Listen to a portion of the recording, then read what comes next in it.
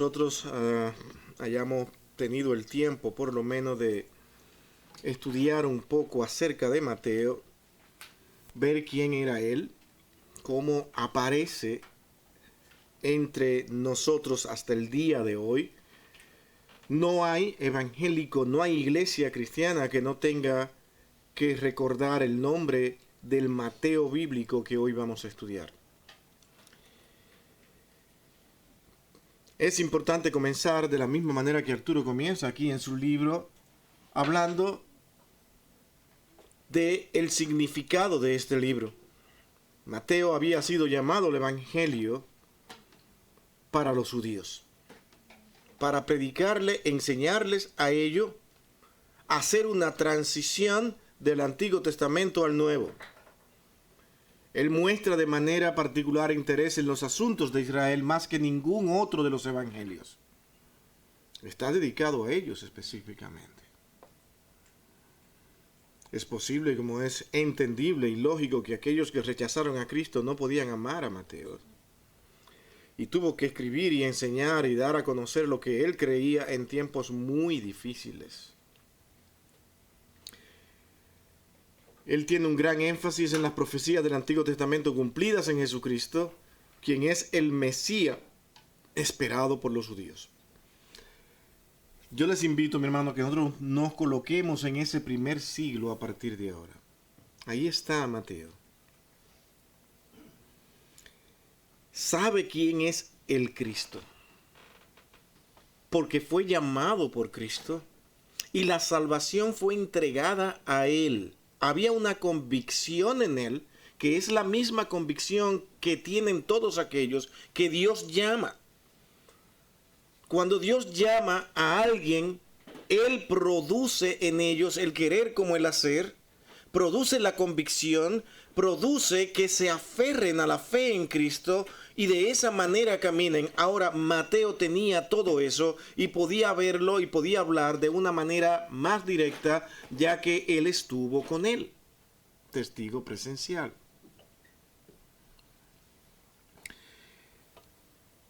Y durante todo este tiempo, es verdad que sí, tal como dice Arturo, vamos a tener tiempo para nosotros estudiar más adelante un capítulo para hablar de todos los evangelios y vamos a hablar de su significado, el propósito de cada uno de ellos y cosas que hemos repetido una y otra vez, pero vamos ahora a hacerlo de una manera un poco más avanzada, más con algunos otros argumentos que yo quiero traer aparte del libro para estos estudios que vamos a hacer de estos 4 evangelios. Vamos a definir el término evangelio primeramente como propósito de contexto y para mejor entendimiento del autor. Algo que ustedes conocen, ustedes saben lo que significa evangelio. Le preguntamos aquí a cualquier hermano y estoy seguro que todos van a entender que evangelio significa buenas nuevas. Y eso es maravilloso que podamos entender eso. Ahora, esa palabra tiene sentido en los escritos de Mateo. Decirle a un judío que él trae buenas noticias, tenía que explicar qué noticias nuevas tú me traes. Es que tienen que ver con Cristo. Imagínense ahora el problema. Porque Cristo para ellos no era buena noticia. Y decirle que había una transición del Antiguo Testamento al Nuevo después de Cristo. Un cambio con Cristo. Antiguo Testamento todavía, el Nuevo Testamento todavía no se había completado, no se sabía nada, pero se presenta a Cristo. Presentarle cambios donde las cosas serían diferentes. Cristo vino a hacer una obra maravillosa y les presenta una buena noticia. Eu, que es bueno, y ángelos, que es mensajeros o mensaje. Alineado todo significa buenas noticias, como usted quiera traducirlo. Una noticia buena, algo maravilloso, nuevo que tengo que traerle. Pero esta nueva noticia trae consigo una mala noticia. ¿Cuál era? Es decir, que nosotros somos pecadores y hemos sido hallados faltos ante Dios. Y esa es la razón por la que Cristo vino.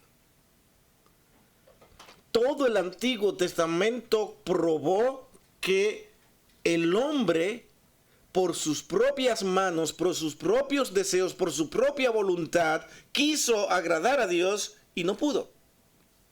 Se le dio la ley perfecta, santa, divina, para que fuera guiando al pueblo y enseñándole esto es lo que Dios quiere. Ok, total, lo vamos a cumplir, vamos allá. Lo intentan y no pueden y siguen luchando. Ahí van nuevamente a expiar su pecado porque vienen y fallan. El altar estaba preparado para irlo enseñando de que sería con sangre, la vida. La sangre es vida y Cristo derramó vida sobre todos aquellos que creen en Él en su sangre derramada. Eso es lo que Mateo está ahora presentando. Ese es el cambio. Todos fueron hallados faltos. No hay cordero que valga y satisfaga los deseos de Dios y la justicia y la santidad de Dios. De tal manera que si pueden notar, la responsabilidad de Mateo era sumamente enorme.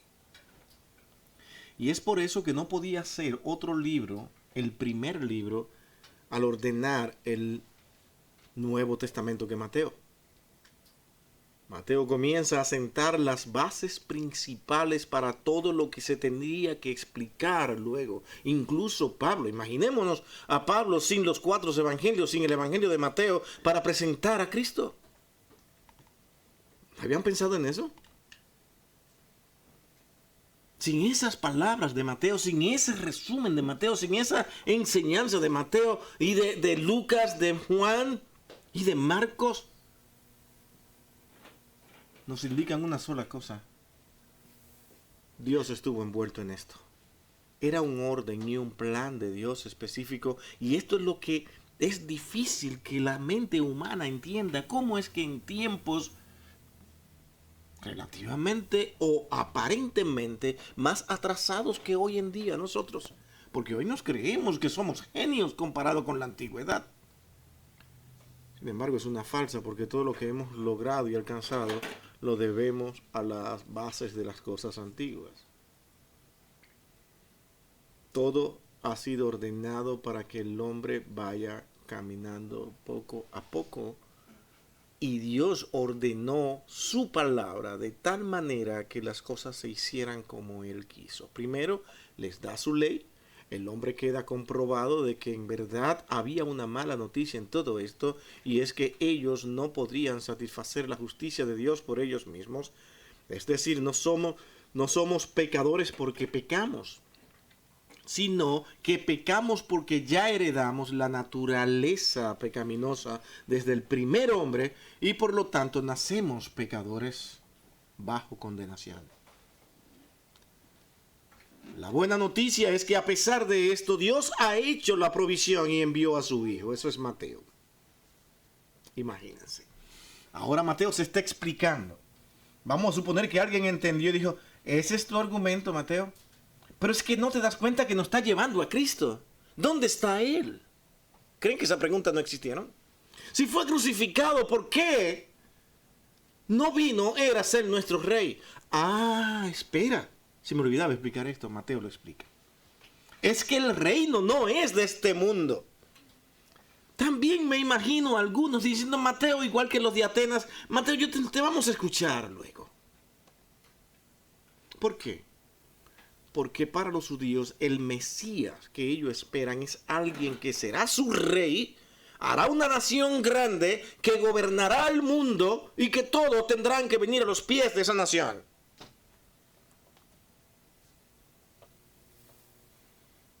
Pero eso pasará. Pero con Cristo y todos aquellos que son su pueblo. Y eso póngale atención, porque eso es un argumento que ha sido llenado de mucha controversia. Pero Cristo reinará con su pueblo, no Israel, no una nación, no un grupo étnico.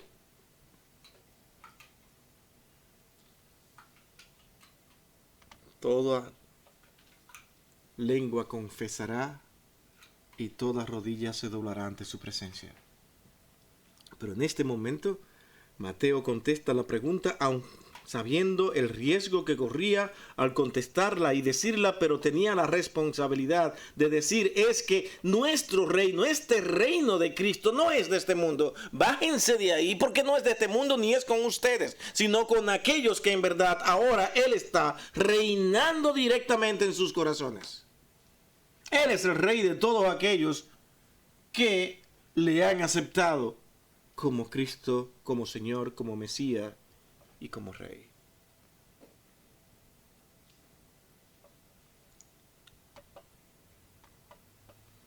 Y nosotros estaremos con Él para siempre.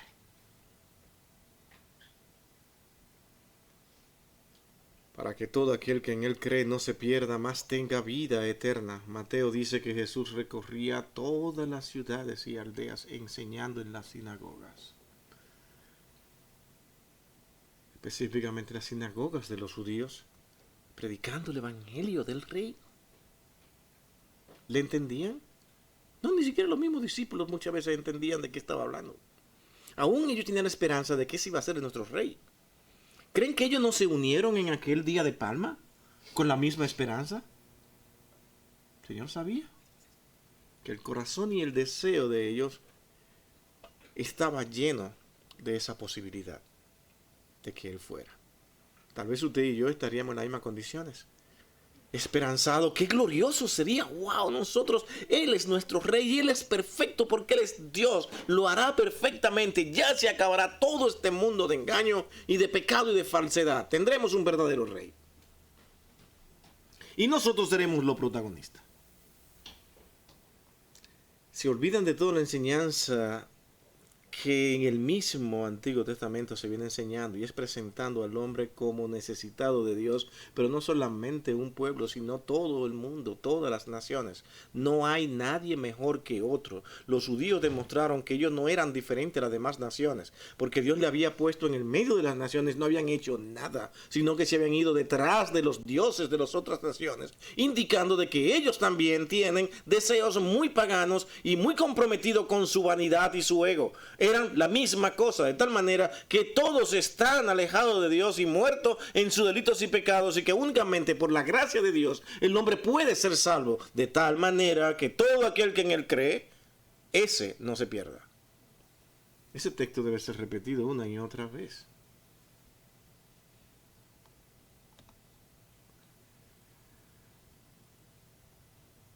Enseña en la sinagoga de los judíos predicando este evangelio.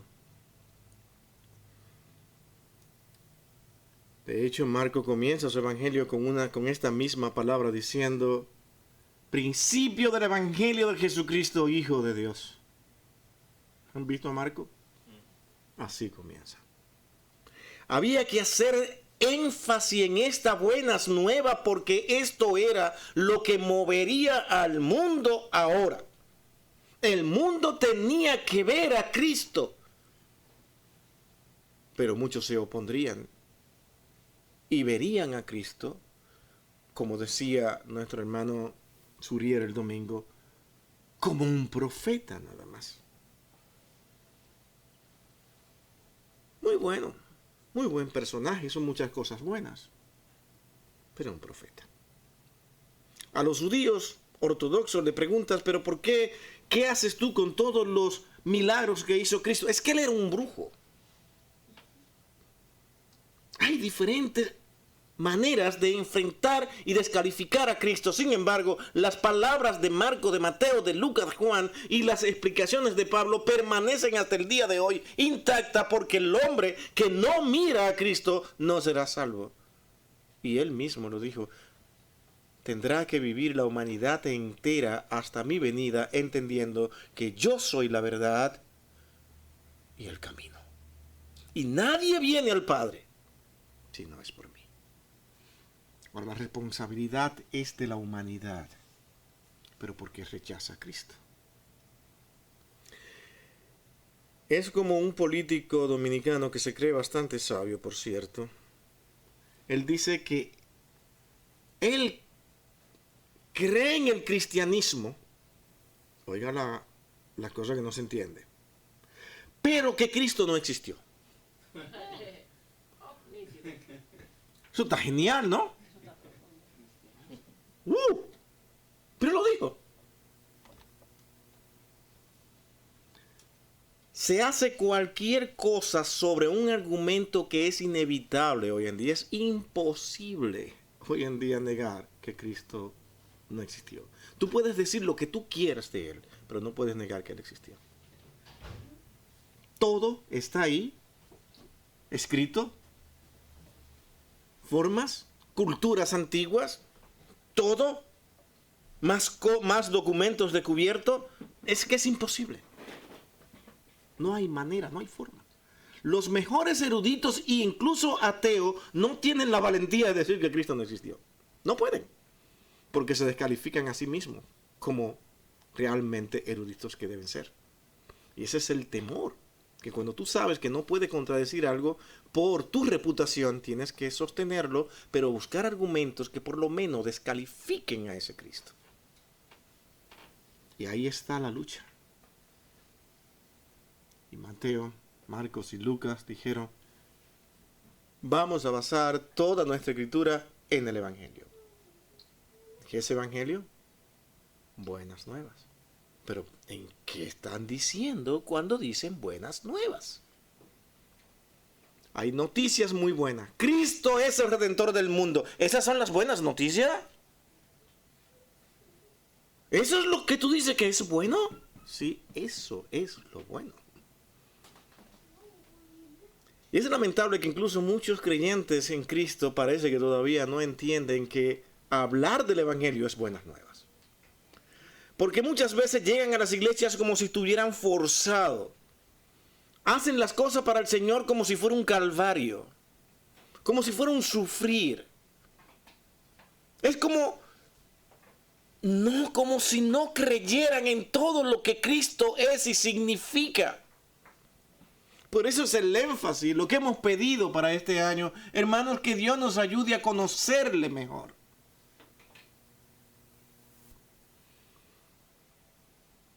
Como decía nuevamente R.C. Sproul en una entrevista, como dijo nuestro hermano, R.C. Sproul, ¿cuál es el problema de la iglesia hoy en día? Es muy sencillo de resolver. El problema es que no conocen a Dios.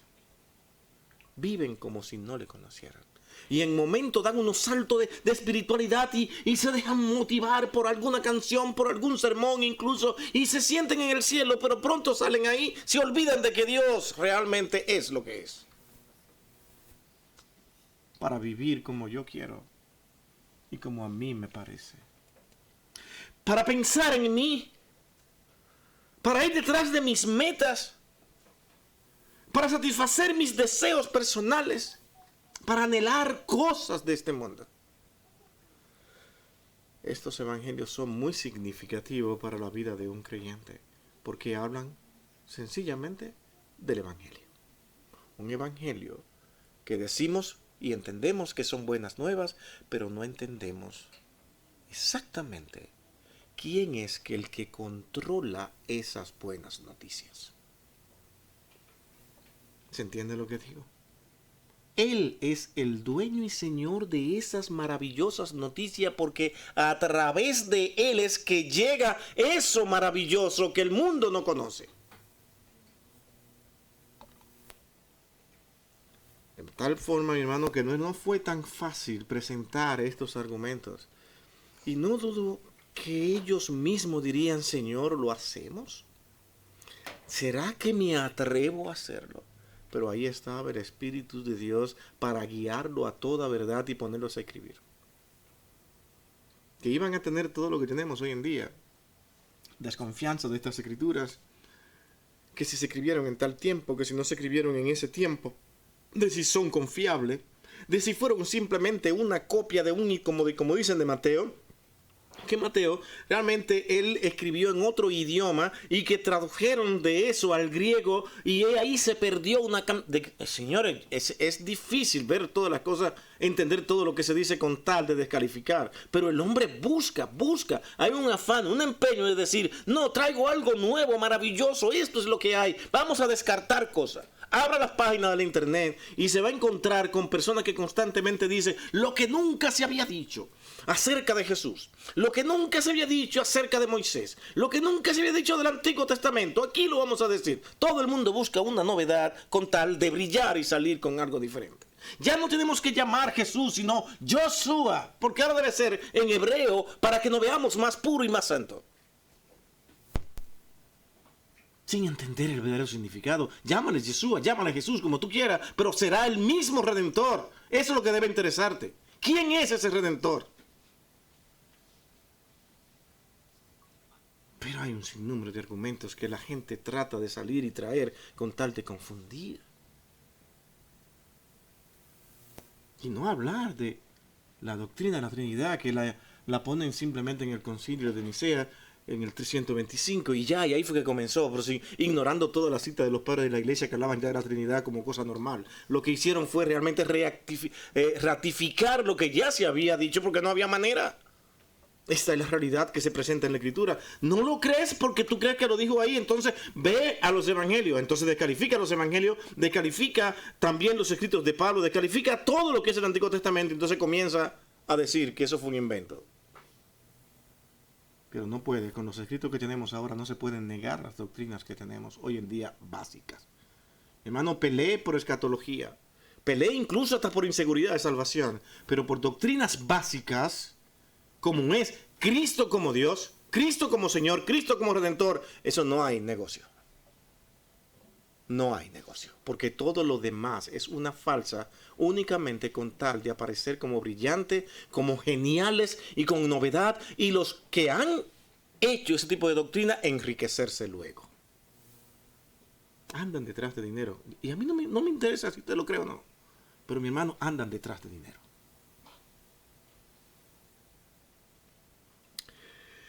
Los evangelios son más que biografía de Jesús. ¿Usted se ha fijado que contiene muy poco de la niñez de Cristo y sus primeros años? ¿Verdad que no hablan de nada de eso? Se ha tenido que inventar, incluso han hecho películas en base a algunos escritos donde Cristo agarró un pajarito y que lo puso a hacer aquello. Un sinnúmero de cosas que tú dices, pero ¿qué cosas? ¿De dónde salió esto? Inventan un sinnúmero de cosas. No dicen nada acerca de la adolescencia y la juventud de Cristo. Usted se dirá, nos dejaron inconcluso, queríamos una contra... Mi hermano, ¿qué haría usted con la niñez y la juventud de Cristo?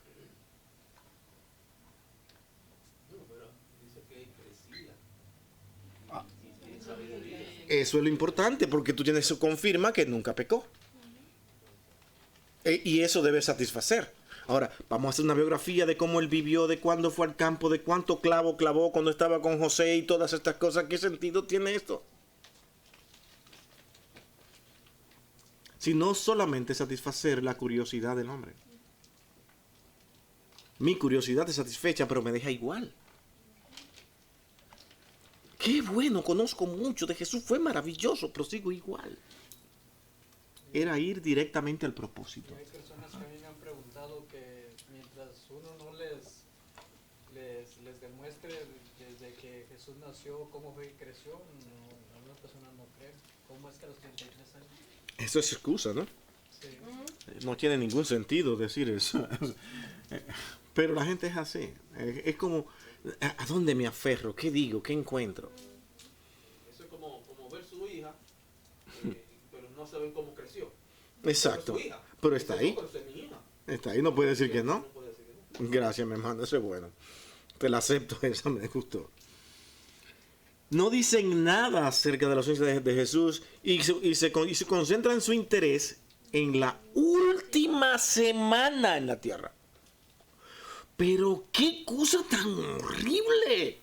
¿Cómo me vienes ahora nada más que hablar de su última semana? Ahí estaba todo lo extenso del propósito de Cristo en la tierra. Ahí estaba. Todo lo que pasó, todo lo que vendría. ¿Quién era Él? Donde se iba a demostrar al mundo quién es ese que estuvo viviendo 38 años prácticamente. No fueron 33 desde que nace.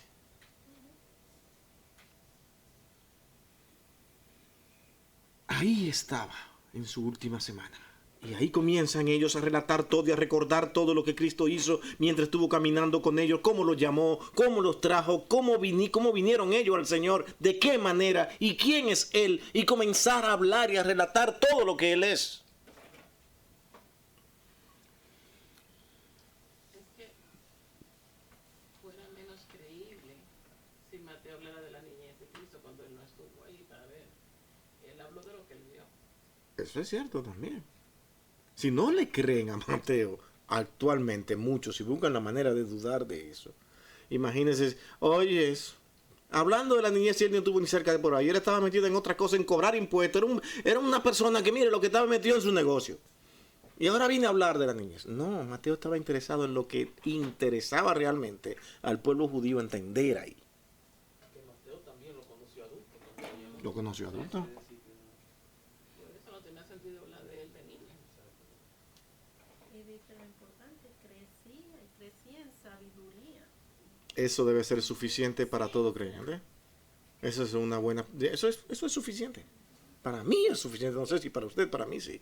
¿Qué niño También que su madre lo andaba buscando y él se quedó en la sinagoga Ajá, en la enseñando, sinagoga. y cuando ellos le dijeron que esto es los asuntos de mi padre, o sea, siendo un niño dar esa respuesta. Yo pienso que lo que el Señor quiso que se supiera de él, de su niñez, está más que claro. ¿Cuál era su propósito aquí? Exacto. Era todo eso, nada más. A aquello vine y gracias. A eso vino el Señor. ¿Qué le interesa? Mi vida, de cómo yo viví, de cuántos platos de comida me comí, cómo yo comía, que eso no le interesa a nadie. En qué cama yo dormía, cómo dormía, si era rico, si era pobre, porque hasta eso se discute hoy. ¿Cuántas casas construí? Sí, sí. Se discute hoy si era rico o era pobre. Bueno, yo soy de los que creo que él no era tan de la pobreza como algunos dicen, por la misma...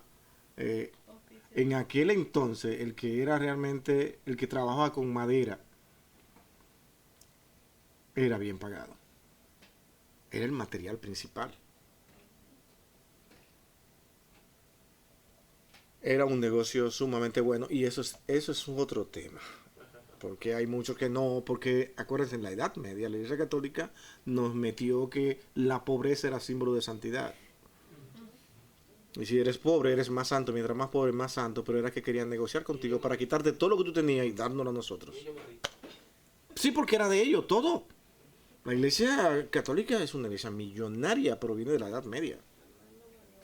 Quitaron todo, negociaron con los otomanos, siendo conquistadores, y no le permitieron, a través de negocios con ellos, que ellos siguieran controlando prácticamente, porque los otomanos fueron fuertes.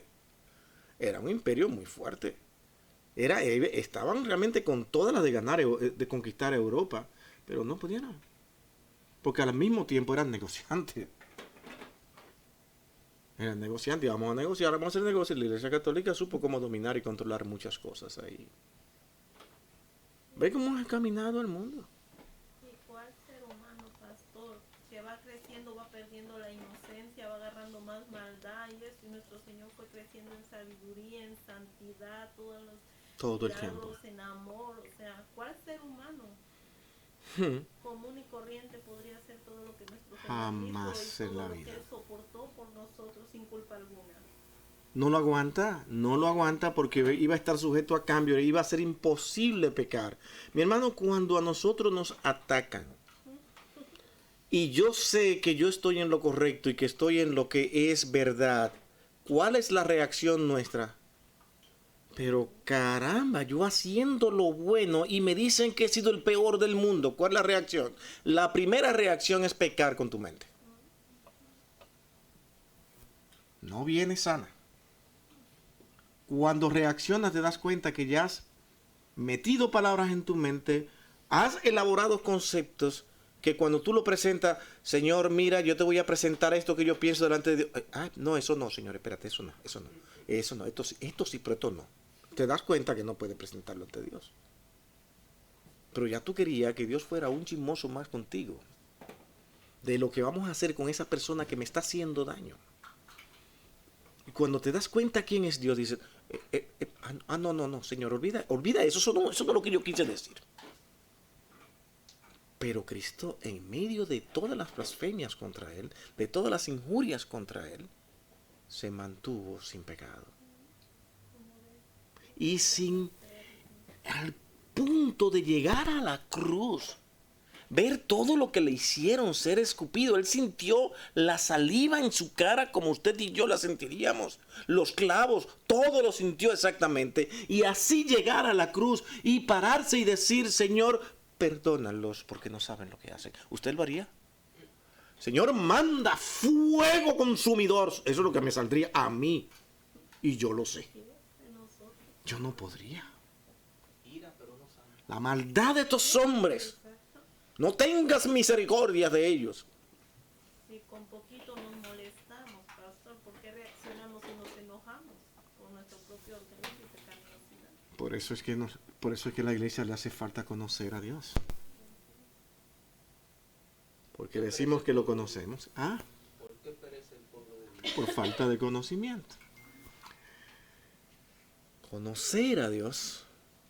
Porque muchas veces decimos que le amamos, pero nuestro orgullo, nuestra vanidad, nuestra arrogancia nos lleva a hacer cosas que parece como si nunca hubiésemos escuchado el nombre Dios. Durante esos próximos 30 años de la resurrección del Señor Jesucristo comienzan a ocurrir cosas. ¿Ves cómo vamos cambiando ahora? Vamos metiéndonos más y más. Cristo ha resucitado.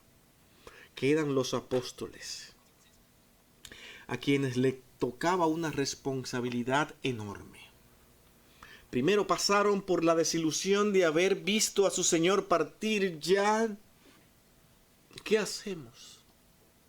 Dudas llegaron. ¿Será que en verdad Él era? ¿Por qué? ¿Qué pasó? El Señor, para reanimarlo, tuvo que aparecérseles a ellos. Y allí estuvo el apóstol más lógico e indagador y que necesitaba todo fuera mostrado. ¿Quién era ese? ¿Quién era ese? ¿Qué apóstol era que necesitaba que... Allí estaba. Hemos visto. Dice, yo no lo he visto. No lo he visto. Pero ven, pero vamos a enseñar. Ok, ya llegó. ¿Dónde están sus llagas? ¿Dónde está? ¿A dónde? Todavía. Toca sus llagas. Verdaderamente tú eres. Pero porque viste y me tocaste, ¿tú crees? Ahora viene la enseñanza más maravillosa y grande que usted y yo debemos escuchar todos los días. Habrán muchos que sin ver creerán. ¿Cómo puede ser eso posible? ¿Cómo puede ser eso posible? Si no es solamente porque Dios hace la obra en cada uno de nosotros. Por eso es que es una gracia. Y cuando yo me siento con deseo, con ánimo, con amor de hacer las cosas para el Señor y de venir y hacerlo, yo digo, wow, Señor, esto no soy yo, eres tú. Hermano, ninguna persona que ame al Señor hay que obligarla. Y usted se asombrará en el cielo de muchas personas que usted hoy en día aquí admira. Porque posiblemente y aparentemente han sido los mejores y más grandes hombres de Dios, que cuando lleguen al cielo usted no lo verá y no lo encontrará. Bueno, voy a darle un abrazo a mi hermano que está... ¿A quién? No sé, no lo conocemos aquí. Pero, ¿cómo que de qué me está hablando? Hermano, no es lo que usted vea, es lo que realmente Dios ve. Dios ve el corazón de cada quien. Y a veces no es grande para Dios lo que el hombre ve que es grande. Como usted dice, lo de Tomás ahí, que tocó, y otros sin ver, van a creer. Y el eje central de lo que es el Evangelio y todo, dice que es sin fe. Nada, sí, es imposible. Entonces, Es imposible. todas esas cosas de la niñez y esas cosas, es para que crea. Y el Señor nos dejó ese texto sin fe. Hay que tener fe, es por fe. Que crean exactamente el mensaje central del Evangelio. Ni siquiera es por los milagros serán una señal. Y fueron dadas para los judíos, porque en ese momento ellos, todos los judíos y la generación de ese momento, ellos reclamaban y clamaban una señal. Dice, quiero enseñar, esta es la que hay. Si él lo quiso complacer, no tenía que hacerlo. Esto no iba porque si él no hiciera ninguna señal, no era verdad que muchos dejarían de creer, porque la obra iba a ser de él. Ellos iban a creer como quiera. ¿Se entiende? Por eso es que, mi hermano, cuando tú ves que alguien pone miles de pretextos, que esto es difícil, que no puedo, y no vienen a las actividades ni nada de la iglesia, yo no sé qué es lo que está pasando, pero algo raro anda. Pueden ser creyentes, pero que todavía como que no han crecido ni han madurado mucho para entender muchas cosas. O definitivamente, como algunos llegan a considerar, yo no me atrevo a tanto, pero hay muchos que dicen es que no han conocido al Señor. Y no, me interesa de cuán firme, cuán serios y cuán puros parezcan ser. Simplemente no han conocido al Señor. Pero eso se viene arrastrando desde hace tiempo, porque como Moisés y la serpiente, el ser humano siempre quiere llevar la contraria a lo que el Señor, y siempre va a estar en contra. Y si tú haces esto, pues muéstrame que el Señor hace eso. Y viene desde el Antiguo Testamento. Todo el tiempo. Vino con Jesús. El mismo Dios tuvo que encarnar para... Y ni así, No, ¿sabes? porque Ni aún así crean. muchos vieron, Sí. estuvieron con él y no creyeron. Hay cosas que yo he dicho aquí antes, mi hermano. Si el Señor viene aquí ahora mismo y se aparece, yo soy el Dios de Israel. Todo temblando acá. No, este está loco, lo voy a decir. Fíjate. No, vemos su milagro, todo lo que Él es, todo lo que Él es. ¿Sabe qué pasa? Que temblamos en ese momento. Pero tan pronto Él se va, vuelven las mismas dudas que teníamos antes. Y las personas, porque se le aparezca a multitudes haciendo lo que tenga que hacer, una legión de ángeles, ¿qué más podría convencer que muchos ángeles en el cielo brillando? Y diciendo, yo soy el Dios de Israel, y que nadie pueda contra Él, con todas las armas que hay aquí ni nada. Y luego se vaya. La gente llorando en ese momento, arrepentido, Él se va y se acabó todo. ¿Usted cree que eso es difícil? Porque los que estuvieron con Él, enseñados por Él, viendo los milagros con Él, y cuando lo agarraron, todos huyeron. Entonces, ¿qué usted puede pensar de lo que no han visto? Sí, eso es lo que estamos diciendo cuando Tomás, exactamente. Pedro, el ejemplo es Pedro. El Señor quiso mostrar el ejemplo de Pedro. Eso no tuvo fuera el plan de Dios. Decirle a Pedro que él le iba a negar era algo que era un insulto. Que Pedro daba la vida por Cristo. Y él dijo, te voy a escoger a ti.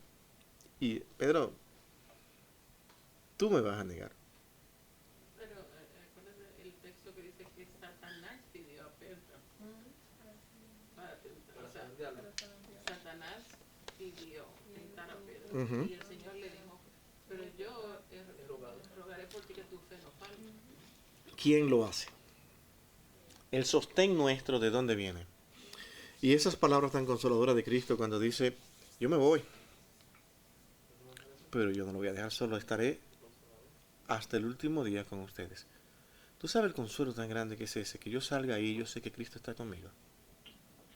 Que Él está con nosotros. Que nos está mirando. Que está mirando nuestros errores y nuestras fallas y nos pase la mano por la cabeza y nos diga, seguimos. Eso es lo que a mí muchas veces me ha hecho pensar si en el Antiguo Testamento no estaba el Espíritu Santo. ¿Cómo es que el pueblo de Israel se manejaba. Eso a veces como que me confunde un poco. Bueno, el Espíritu Santo siempre ha estado desde el principio. Es la forma de actuar. Sí, es la forma de actuar que es diferente. Cómo actuaba, porque estaba dentro del plan de Dios, cómo poner al Espíritu de Dios a actuar. Cuando Él dice, el Espíritu Santo no estará en nosotros, sino con nosotros. No estará con nosotros, sino en nosotros. Es diferente. Antes estaba con nosotros, ¿se entiende? Nuestro alrededor, haciendo miles de cosas, incentivándonos, animándonos en el Antiguo Testamento, diciéndote por así no es. Ahora, De Sansón, si venía el Espíritu Santo sobre él y él hacía las cosas. Hacía las cosas. Extraordinarias, porque el Espíritu venía sobre él. Ya cuando Cristo viene, que deja su consolador en nosotros, está todo el tiempo. por eso es que no necesitamos un sumo sacerdote, no necesitamos todos los ritos del Antiguo Testamento, porque es que ahora nosotros podemos venir al Padre. Y esas palabras de que ahora podemos clamar, Abba, Padre, venir y entrar a sus puertas, no con irrespeto, porque ese es otro error. Como Él es mi papá, ¿cómo yo entro a mi casa? Hello, ¿cómo tanto? Eso no es lo que es. Cuidado. ¿Entiendes? Ese es el asunto. Es llegar a Dios con reverencia, y Él es nuestro Señor, pero podemos llegar a Él, porque ahora el Espíritu de Dios está en nosotros, que es lo interesante. Ahora los apóstoles declaran las buenas nuevas acerca de Cristo por medio de la predicación verbal. Mientras tanto, se coleccionaban algunos escritos acerca de lo que Jesús dijo e hizo. Pongan atención a esto. Ahí está. Nos toca a nosotros, hay que escribir. ¿Qué sabes tú de Jesús? Testimonios de personas vivientes que estuvieron con Cristo iban a ser colectados. Testimonio de historiadores que vieron y vivieron ese tiempo tendrían que decir algo, y todavía, mi hermano, no se asombren si siguen apareciendo algunos escritos antiguos. Porque aparezcan o no, la realidad de esto que tenemos en nuestras manos, y como hemos estado estudiando, cómo hemos alcanzado a tener estos manuscritos en nuestras manos, es únicamente por voluntad de Dios. Pero vamos a colocarnos en ese momento. Se va el Señor, resucita, los apóstoles están ahí. ¿Qué hacemos? Ya Él ha venido, nos ha consolado. Tomás ha entendido quién es el Señor. Ahora, ¿qué nos queda? Comenzar a trabajar. Tengo una pregunta. ¿Hay en algún lugar como donde habla acerca quizá de su proceso al ellos tomar los testimonios de la persona? Por ejemplo, como Mateo para los judíos, ¿él tuvo algún proceso diferente a Lucas? Si él estaba escribiendo a los judíos, él estaba entrevistando a los creyentes que eran judíos para... Hay cosas lógicas que se entienden. ¿De qué manera? Si Mateo fue contemporáneo y él comenzó a escribir y ellos leen lo que él está escribiendo, ¿qué es lo que se esperaba? Que dijeran que no.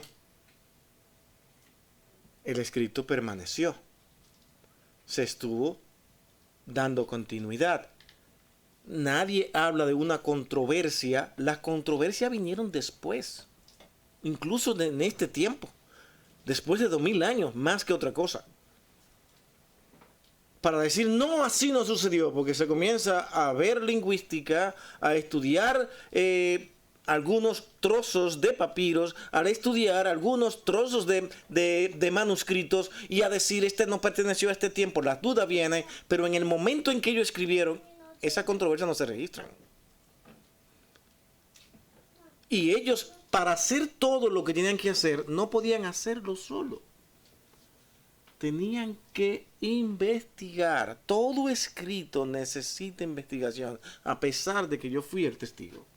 Porque no se podía decir ante tantos testigos que habían cosas que realmente no sucedieron. ¿O ustedes creen que es fácil decir, y el Señor convirtió el agua en vino, y que eso quedara en el aire? Lo más que puedan decir, bueno, yo no sé, pero ahí pasó algo extraño. Yo vi toda esa gente bebe y bebe, y estaban felices. Esos eran los testimonios públicos. El testimonio público respalda las palabras de Mateo porque no aparecen contradicciones, ni pleitos entre ellos, ni pleito incluso entre los demás que fueron también testigos oculares que hoy conocemos como los apóstoles. Era lógico que se instalara una conversación en las escrituras. Dice, bueno, Mateo dijo esto, pero yo digo, no se ve nada de eso, sino que se confirma. Ahora, nosotros somos hoy lo que buscamos diferencia entre los escritos de Mateo, Marcos y Lucas, y luego nos damos cuenta de que realmente no las hay. Pero entre ellos mismos no se registra ninguna discordia ni pleitos entre ellos. ¿Se entiende? ¿Eso qué dice? De que todo lo que estaban diciendo podía confirmarse por un público que fue presencial. Y Mateo era básico para eso, porque hasta ahora yo considero que el escrito más antiguo de los evangelios es el de Mateo. Algunos colocan prácticamente casi a los 3 y yo no le encuentro sentido por lo histórico del asunto. Creo que otros fueron un poquito más tardíos, pero confirmando exactamente lo que Mateo presenta. Y hablando de eso que ahorita está diciendo usted de la boda, cuando el Señor convirtió el agua en vino, el pastor estaba explicando que en ese tiempo que el vino se terminara en una boda era como una deshonra. Porque así mismo era algo muy especial. Y explica, y él dice que por qué razón las personas no fueron con Jesús, sino Jesucristo, fueron con María, para que ella interviniera y hablara con él. Y estaba diciendo eso, que ella fue y habló con él. Entonces que María dijo, hagan lo que él les indica, que porque él lo pudo haber hecho directamente. Lo que pasa es que también hay que irse un poco a la escritura. La boda, si yo no estoy mal de la memoria, era un familiar de María. O sea, ella tenía relación con esa persona que se estaban casando. ¿Entiendes? Es como que tú hagas el cumpleaños de Maya y la hermana de Ivonne viene y está ayudándote. Y le dicen a ella porque no van a molestarte a ti que están ocupados con la visita, por ejemplo. ¿Me entender? Hay otro dato importante también, y es que en ese momento era más saludable beber vino que beber agua. ¿Sabían eso? Claro, porque el agua siempre estaba contaminada, había mucho microbio. Y eso, en esos lugares, momentos donde mucha multitud, era preferible mejor brindar vino que agua. Porque el agua tú la controlabas en tu casa. ¿Me entiendes?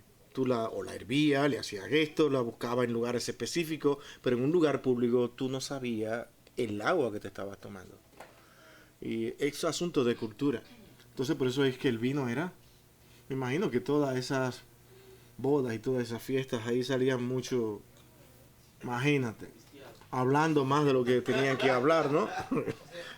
Hablando que Sí. una boda donde había muchos testigos, donde Podían, sucedió, y nadie podía estar diciendo esto no sucedió, porque ahí sucedió algo. ¿Se entiende? Y eso es lo importante en todo esto. La única manera de echar eso abajo es diciendo que estos escritos fueron falsos y que fueron inventados, o que fueron escritos realmente en el siglo V, en el siglo IV, en el siglo VI. ¿Me entiende? Pero realmente hoy en día se comprueba que no es así. Eso lo vamos a estar mirando con más detenimiento más adelante. Los evangelios constituyeron una buena fuente de respaldo para la predicación apostólica, fue lo que dijimos al principio, y con el paso del tiempo fueron aún más indispensables, ya que la gente que había testificado sobre estos hechos era cada vez menos con el paso del tiempo. ¿Se entiende? Ya van caminando el tiempo, los testigos oculares van desapareciendo, ahora quedan realmente los escritos. De la misma manera que nosotros hoy tenemos que manejarnos por los escritos, con el tiempo se tuvo que ir aprendiendo a manejarse por esos escritos, y ahí es donde entra el Espíritu de Dios para trabajar con cada una de las personas cuando hay palabras, por ejemplo, con respecto a lo que Dios hizo con los apóstoles en Juan capítulo 14, 26, que es un texto sumamente importante, y por favor si alguien nos lo puede leer antes de irnos. Esto es importante para que veamos cómo Dios tenía todo planificado. La gente, los testigos iban a desaparecer, pero ahí entra Dios en medio de ellos y comenzaba a trabajar con cada una de esas personas con inspiración, con memoria, con todo lo que era necesario recordar y relatar para que la verdad de este evangelio continuara adelante. Este texto es sumamente importante si lo leemos cuidadoso. Juan 14, 26, un verso que constantemente leemos y que lo hemos visto. ¿Qué dice ese texto? Pero el Consolador, el Espíritu Santo, a quien el Padre enviará en mi nombre, Él os enseñará todas las cosas y os recordará todo lo que os he dicho. ¿A quién está hablando aquí? Es a los autores de estas escrituras. Y al mismo tiempo se aplica a nosotros. Porque esa es la realidad. Si le acordó a aquellos para inspirarlo y para enseñarle todo esto, también lo hará con nosotros para que nosotros permanezcamos firmes en esas enseñanzas, dándonos la memoria necesaria. Usted no se ha fijado que ustedes muchas veces digan, yo no me atrevo a hablar con esa persona, porque posiblemente la memoria mía es mala y yo tal vez no recuerde muchas cosas. Y usted comienza a hablar y comienzan a decirle, ¿y qué fue lo que pasó? ¿Sabe la cosa que yo dije? Dígame que no le ha pasado eso. Dice, madre, usted se imaginaba, y comienza a hablar y después se dice, pero, wow, ¿cómo yo recordé todo esto? Así trabaja el Señor. Y con este texto también hubo varias instancias donde ellos no sabían lo que él estaba diciendo en su parábola o cierta cosa. Y dice, Dios recordará todo lo que es dicho, mientras ellos, al ver las cosas pasando, esto es lo que el Señor se Eso es lo que el Señor dijo. Comenzar a ver y dice, wow, eso es como, wow, pero yo ni había pensado en esto, pero mira cómo es real. Por esto pasó esto. Otra cosa, pastor, siento que uno, como usted dijo, a lo mejor una persona no empieza a recordar texto y cosas. Pero ojo, porque ya uno estudió eso. Ah, gracias. No es Porque vino por una inspiración instantánea el Señor te lo y por una trajo iluminación. porque hubo un estudio ya previo.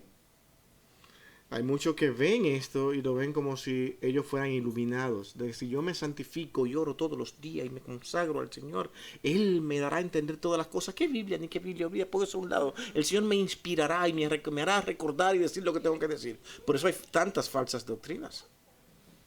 Porque cada quien se sueña un sueño, cada quien se dice, encontró que el Señor le dijo y que le dice, no. Mi hermano, hay iglesias que le hacen más caso a un sueño que a la palabra de Dios. Tal vez usted no lo crea. Pero eso hay que vivirlo para verlo. Y eso es lo más delicado que hay. Con ese texto, mi hermano, nosotros nos despedimos hoy de este estudio y damos gracias al Señor por este tiempo. Seguimos, mi hermano, vamos entrando en materia ahora. Vamos a ir mirando muchas cosas interesantes en todo esto, pero como dijimos al principio, con calma. Suave, porque hay cosas que usted ha visto, que ha leído, que ha escuchado y lo ve como de manera rutinaria. Vamos a verlo detenidamente. Con cuidado. Con cuidado. Porque la Biblia es un libro que usted no lo lee. Él nos lee a nosotros. Es diferente. Y esa es la importancia de este libro. Lea libros, lea todo lo que usted quiera y usted será buen lector y se va a almacenar conocimiento, como sea. Pero ningún libro va a hacer lo que este libro hace con usted cuando usted lo lee. Porque usted se va a ver reflejado a usted mismo con cada palabra y cada enseñanza. Este soy yo. Este soy yo. Es un libro que por eso el inconverso no lo lee. ¿No se ha fijado? Es preferible buscar 3, 4 versículos que contradigan, pero no me voy a acercar a eso. Y muchos te dicen, yo leí toda la escritura. Y es posible que lo hayan hecho. ¿Saben cómo lo leen? ¿De dónde está? Ya cumplí. Ya leí este. Eso no va. Esto sí va. Esto sí no va. Eso no es leer. Eso no es leer. ¿Se entiende? Ese es el asunto. Pero acercarse con un corazón, buscando y ver si hay verdad aquí, nadie sale ileso. Cuando tú vas con un espíritu honesto, íntegro, buscando la verdad.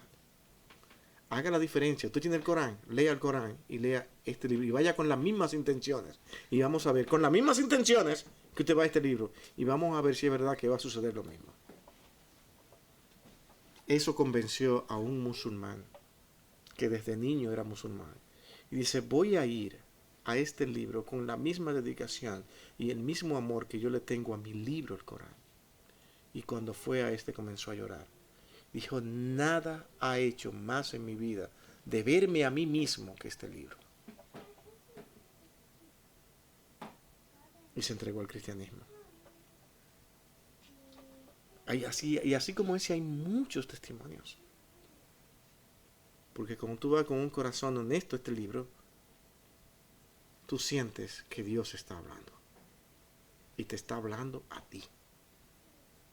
Que es lo importante. No te está hablando a una nación y de un héroe de una nación. Te está hablando del Dios del cielo. Por eso es que Cristo dijo, yo no he venido aquí a salvar a justo ni a pecador, a justos, sino a pecadores, incluyendo a todas las naciones, a todo el mundo. Vamos a orar, hermano, que alguien por favor nos despida en oración voluntariamente.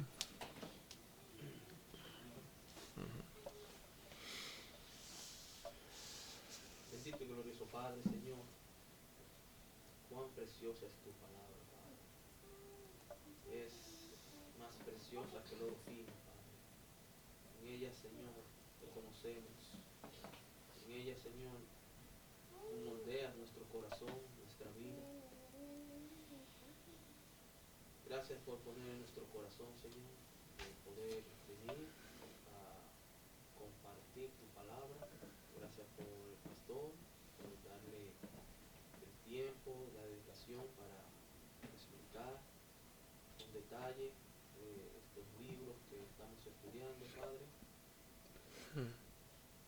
Que nosotros seamos embajadores fieles, Señor, que no nos quedemos, Señor, con lo que hayamos aprendido, sino que vayamos afuera, Señor, y podamos traer almas, Señor, a tu reino, Padre.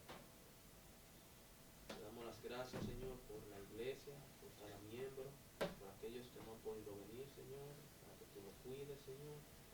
Aquellos que estamos aquí, Señor, también para que nos cuides, nos guardes, Padre. Cuídanos, Señor, guárdanos, Señor, prepara nuestra mente, nuestro corazón para este domingo, para seguir, Señor, adorándote y alabándote, Señor.